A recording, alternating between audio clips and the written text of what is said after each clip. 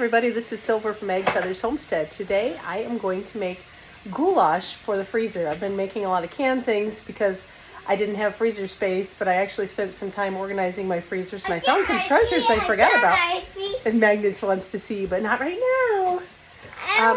So I'm going to make a triple batch of this. We're going to have it for dinner tonight and we're going to have a whole bunch for the freezer. It's been so nice having these freezer meals. So I hope you come along. Tonight I am going to do a freezer meal. It's been a while and I've got some space in my freezer and I just want to show you this cool deal I got. This is 10.5 pounds of 80/20 beef for $1.99 a pound. My friend Katie told me about this and I went and got a couple of them today. So I have 10 pounds, 20 pounds altogether for a little bit under $40. I'm pretty excited about that. So I am going to cook some of this up. We're going to make some goulash tonight. Now I am just browning up 6 pounds of that ground beef. And then I'm going to add the seasonings to it once it's done. Oh, sorry about the steam. Sorry about that. Yeah, so I'm just browning it up really nicely. I'm going to save all of the fat. I'm going to put it into a bowl and give it to the chickens. I'll mix it with their feed and that will just give them some extra nutrition.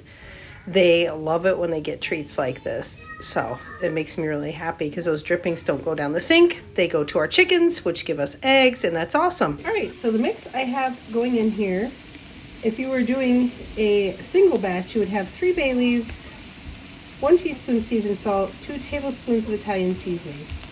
I'm doing 9 bay leaves, a tablespoon of seasoned salt, and 6 tablespoons of Italian seasoning because I'm doing a triple batch. And then we have 3 tablespoons of soy would be 1 batch, and 1 tablespoon of minced garlic would be 1 batch. Again, I'm tripling this, so I'm putting that in with my ground meat. I'm going to let this cook for a little bit, and then I am going to add, if you were doing a single recipe, it would be 30 ounces of tomato sauce and 30 ounces of diced tomatoes. I have one kid who cannot stand diced tomatoes, so I either use crushed or I just double the tomato sauce. Sorry about the steam. We were blessed. One of my friends had, their friend recently passed away and they were a canner and they had lots of canned goods. And my friend asked me if I would like to have those. And I said, sure, bring them on. And I am very, very thrilled with what I see. These were obviously done by somebody who's a very skilled canner. So I'm going to use these tonight for my tomato base. I mean, this was such an incredible blessing. And my favorite part is, one of my most favorite things in the entire world is pickled beets. And there are so many quarts of these.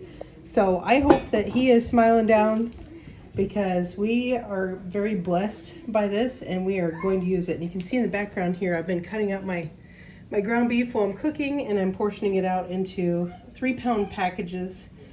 For my family, 3 pounds is a meal, whether that's burgers or whatever.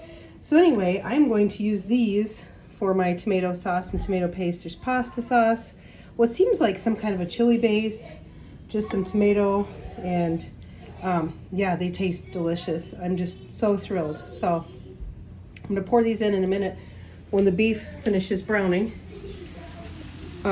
This makes a generous amount. I just wanted to do this once because I know from experience this freezes really, really well.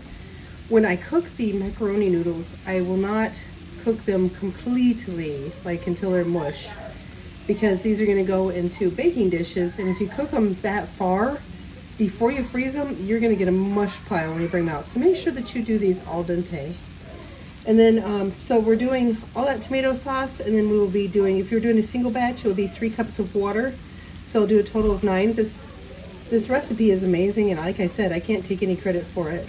I highly recommend going to the website for this one.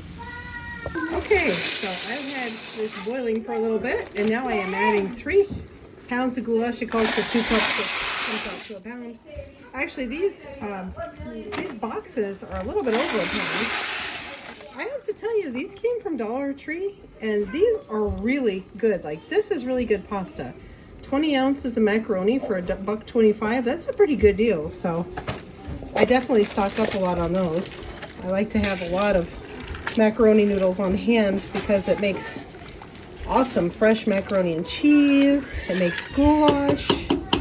Those are good ones. So I'm going to let this simmer for about 30 minutes, stirring it occasionally, and I'm going to check on it. I mean, this is a big pot, like, so you get some perspective. Here's my hand. I'm not going to touch it too much, but you can see that's a lot. So this is going to make several baking dishes for us. And at the end, you add 3 cups of cheddar cheese, so it's cheesy goulash. It is amazing. So I will show you when it's all dished up in a bowl. Here it is, easy cheesy beef goulash. We have plenty for dinner and a whole bunch for the freezer. Here's the final result after we had some of this for dinner. 1, 2, and 3 pans of goulash, which will be 3 meals for our family plus plenty of leftovers. I hope you enjoy. Thank you for watching. Please like and subscribe, and I will see you tomorrow.